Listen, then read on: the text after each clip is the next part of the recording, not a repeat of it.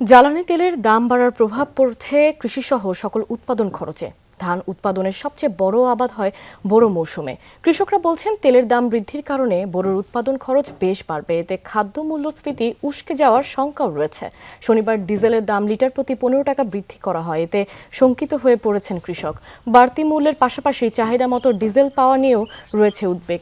দেশে কৃষি, সেচ ব্যবস্থা এবং পণ্য পরিবহন সবকিছুতেই মূলত ডিজেল নির্ভর, ফলে তেলের এই মূল্য বৃদ্ধি সরাসরি উৎপাদন খরচকে প্রভাবিত করছে, যা শেষ পর্যন্ত গিয়ে চাপ সৃষ্টি করবে সাধারণ মানুষের খাদ্য ব্যয়ে, বিশেষ করে ক্ষুদ্র ও প্রান্তিক কৃষকদের উপর, যারা বাড়তি ব্যয় বহনে হিমশিম খাচ্ছেন।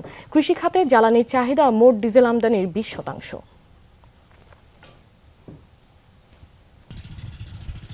দর্শক, এই বিষয়ে আরো জানতে আমরা চলে যাচ্ছি জামালপুর ও সাতক্ষীরায়। জামালপুরে আমাদের সাথে যুক্ত আছেন সাগর ফরাজি এবং সাতক্ষীরায় যুক্ত রয়েছেন আকরামুল ইসলাম। শুরুতে আমরা জামালপুরে যাচ্ছি সাগরের কাছে। সাগর, জ্বালানির দাম বাড়ার কেমন প্রভাব পড়ছে কৃষিতে? দেখুন, আমি গতকালকে জ্বালানি তেলের যে দাম বাড়ার খবরে আমি কৃষি মাঠে গিয়েছিলাম।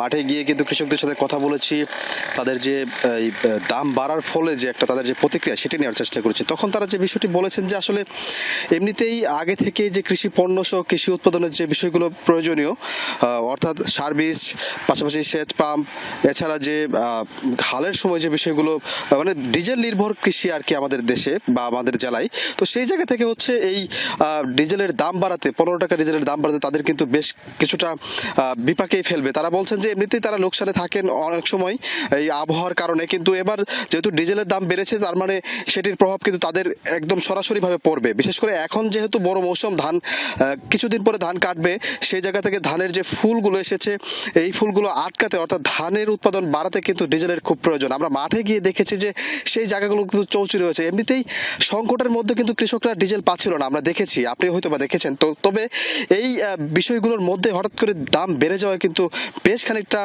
বিপাকে আছেন কৃষক। আমরা জেলার যে কৃষি সম্প্রসারণ অধিদপ্তর, পাশাপাশি জেলা প্রশাসনের সাথে কথা বলেছি, তারা যেমনটি বলছেন যে এই দামের সাথে, ডিজেলের দামের সাথে যে কৃষি পণ্য উৎপাদন যে সেগুলোর যে দাম, সেগুলো অর্থাৎ কৃষি উৎপাদিত যে কৃষকের পণ্য, সেই পণ্য বাজার মূল্য যে রয়েছে, সে বাজার মূল্য কিন্তু নির্ধারণের কথাও কিন্তু তারা বলেছেন।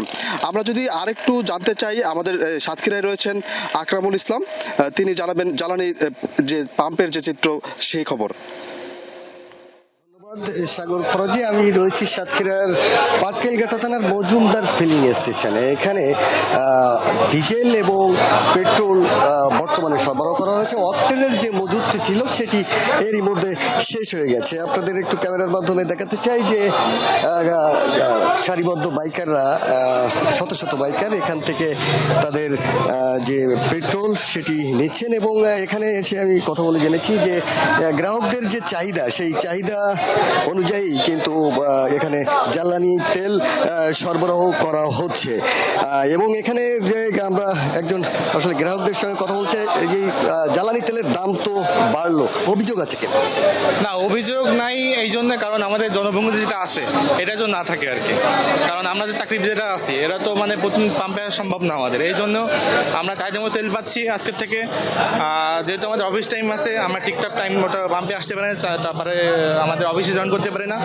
এখন যে দাম বাড়ছে আমরা অভিযোগ নাই আর কি, আলহামদুলিল্লাহ। একটু আরো কথা বলতে চাই দুই একজনের সঙ্গে, একটু আপনার কাছে জানতে চাই যে আপনি চাহিদা মতো তেল পাচ্ছেন? হ্যাঁ, পাচ্ছি। কি সন্তুষ্ট? হ্যাঁ, সন্তুষ্ট। বলছিলেন যে গ্রাহকরা মূলত চাহিদা মতো এই পাম্পটি থেকে তেল সরবরাহ পাওয়ায় তারা কিন্তু সন্তুষ্ট, এবং দাম নিয়ে অভিযোগ নেই, মূলত ভোগান্তি কমেছে। পাশাপাশি জেলার সার্বিক চিত্র একটু যদি বলতে চাই, জেলার 29টা ফিলিং স্টেশন রয়েছে, এর মধ্যে অধিকাংশ ফিলিং স্টেশন কিন্তু বন্ধ রয়েছে। ডিপো থেকে তেল আসার পর মূলত সেগুলোতে তেল সরবরাহ করা হবে, এবং যে স্টেশনগুলোতে তেল সরবরাহ করা হচ্ছে সেখানে এরকম দীর্ঘ লাইন রয়েছে। আমরা এখন স্টুডিওতে ফিরে যেতে চাই। রুহি। আকরাম, আপনাকে ধন্যবাদ।